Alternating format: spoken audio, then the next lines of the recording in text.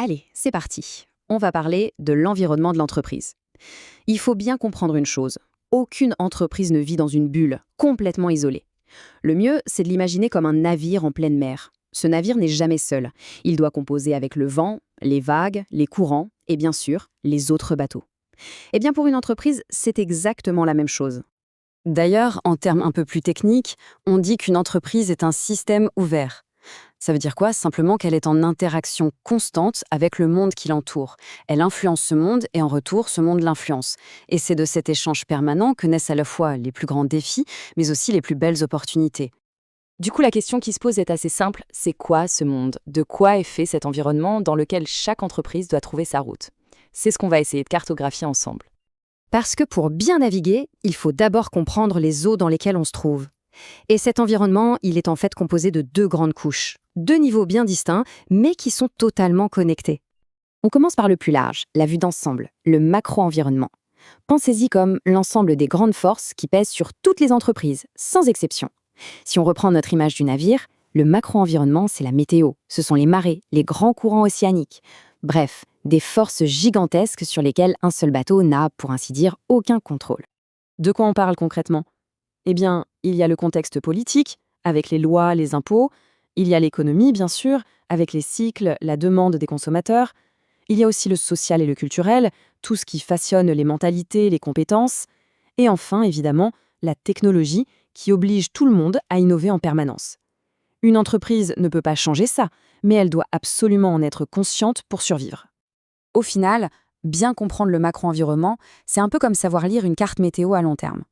Le but n'est pas de contrôler le temps qu'il va faire, mais de s'y préparer, de préparer le navire pour affronter la tempête ou, au contraire, pour profiter à fond d'un vent favorable. C'est vraiment une question d'anticipation.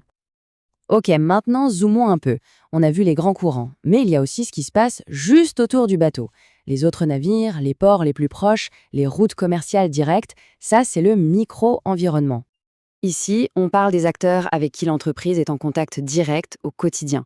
Ses clients, évidemment, ses fournisseurs, ses concurrents directs, ses sous-traitants. C'est son terrain de jeu immédiat, son arène. Et la différence, c'est que sur ces acteurs, l'entreprise a une réelle influence. Et inversement. C'est simple.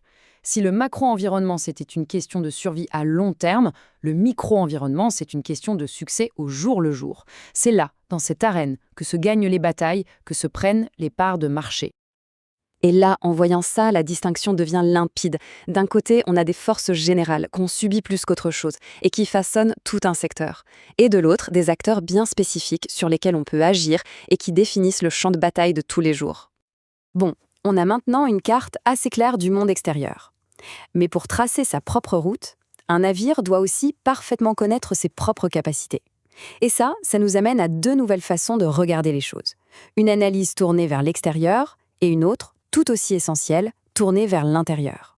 De tout cet environnement externe qu'on vient de décrire, le macro et le micro, il en ressort principalement deux choses. Soit des conditions favorables comme un nouveau marché qui s'ouvre, ça c'est une opportunité à saisir, soit des conditions défavorables comme une nouvelle loi très contraignante, ça c'est une menace à laquelle il faut faire face. Et en même temps, il faut regarder à l'intérieur de l'entreprise. Et là aussi, on trouve deux choses. D'un côté, ses avantages, ses points forts, par exemple une technologie qu'elle est la seule à maîtriser, et de l'autre, ses désavantages, ses points faibles, comme disons un réseau de distribution qui n'est pas très efficace. Alors, la question à 1 million. Comment on fait pour rassembler ces 4 éléments, les forces, les faiblesses, les opportunités et les menaces, dans un seul outil qui soit simple et utile? Eh bien, c'est là qu'entre en jeu un des modèles les plus connus et les plus puissants de la stratégie. Et le voilà, c'est la fameuse matrice SWOT, qu'on appelle aussi FFOM en français. C'est une grille toute simple, mais redoutablement efficace. Sur un axe, on distingue ce qui est interne à l'entreprise, donc ce qu'elle peut contrôler, de ce qui est externe, incontrôlable. Et sur l'autre axe, on distingue ce qui est positif, ce qui aide, de ce qui est négatif, ce qui nuit. Pour que ce soit bien clair, une force, c'est un atout interne, une expertise unique par exemple. Une faiblesse, c'est une lacune à l'intérieur, comme un mauvais système de distribution. Une opportunité, c'est une porte qui s'ouvre à l'extérieur, un nouveau marché. Et une menace, c'est un danger qui vient de l'extérieur, comme un nouveau concurrent qui débarque et change toutes les règles. Et c'est ça le point le plus important. L'analyse SWOT, Ce n'est pas juste un exercice théorique pour remplir des cases. Non, c'est le pont entre la compréhension de son monde et la prise de décision. C'est l'outil qui permet de se poser les bonnes questions. Comment je peux utiliser mes forces pour saisir ces opportunités? Et comment je protège mes faiblesses face à ces menaces? La carte est dessinée. Les outils de navigation sont prêts. Finalement, la vraie question, ce n'est plus de savoir comment analyser, mais plutôt par où on commence. Quelle est la première force à capitaliser, la première faiblesse à corriger? C'est maintenant que la stratégie commence vraiment.